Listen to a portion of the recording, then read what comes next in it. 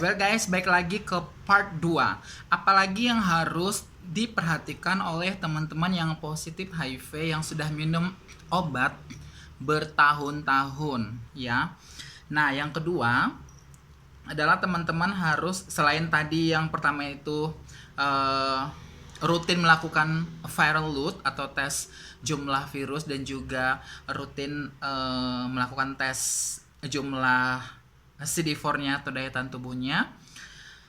Ada medical check up lagi yaitu tes darah lengkap. Jadi teman-teman yang sudah minum obat bertahun-tahun juga diwajibkan untuk melakukan tes darah lengkap. Jadi tes darah lengkap itu nanti ya akan ketahuan fungsi hati, fungsi ginjal, terus juga boleh untuk melakukan tes paru-paru ya, ronsen paru-paru. Supaya apa?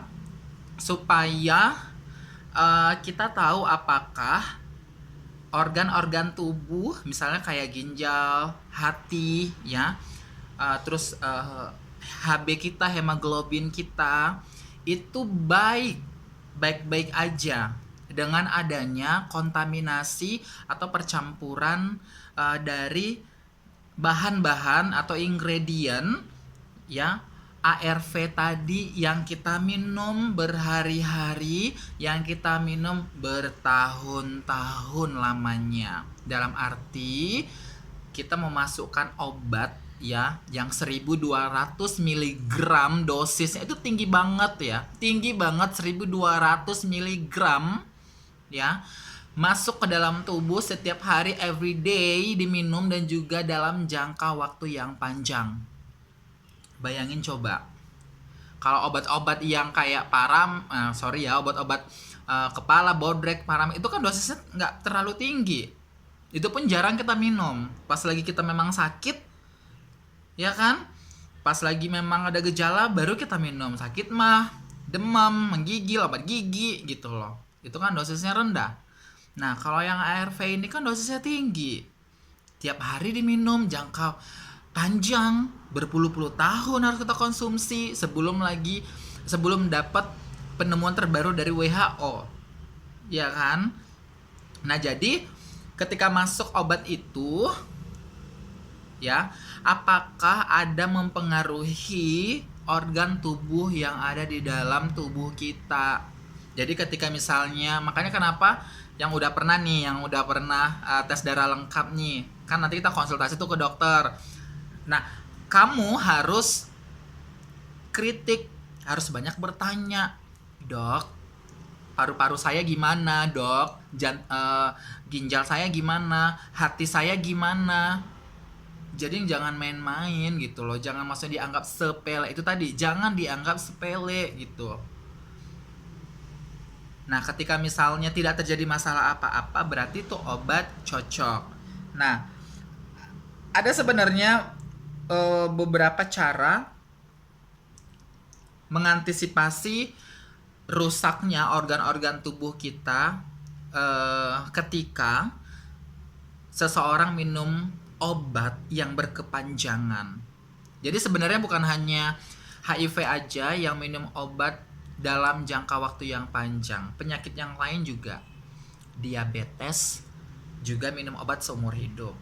Tensi darah tinggi kalau udah parah ya juga akan minum obat, kalau nggak dia akan kumat-kumat ya kan. Jantung kalau udah stadium parah juga minum obat gitu loh, dan banyak penyakit lainnya. Nah, sama juga dengan jenis penyakit yang itu. Bagaimana caranya supaya menetralkan tubuh kita? Bisa dibantu dengan seimbangnya minum air putih, air mineral. Jadi jangan ketika kita sudah minum obat dosisnya tinggi, cuma minum 1 gelas, 2 gelas satu hari, setidaknya 8 gelas, ya kan? Karena obat itu kan ada racunnya juga, zat-zat kimia.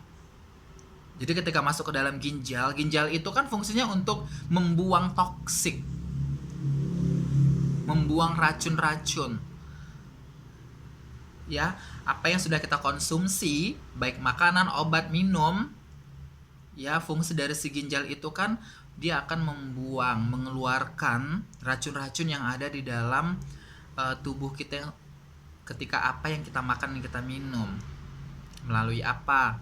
Melalui air urin, melalui buang air besar, melalui keringat.